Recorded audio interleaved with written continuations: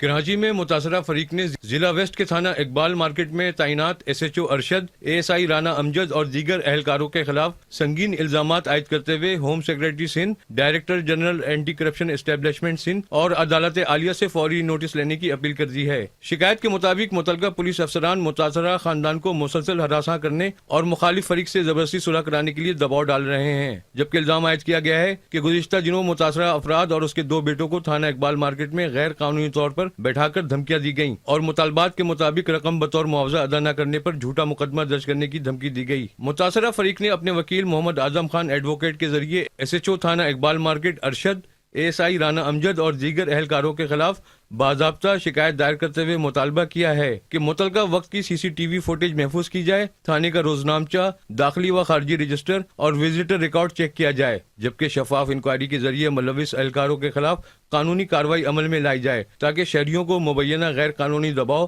ہراسانی اور اختیارات کے غلط استعمال سے تحفظ فراہم کیا جا سکے۔ راشد خان،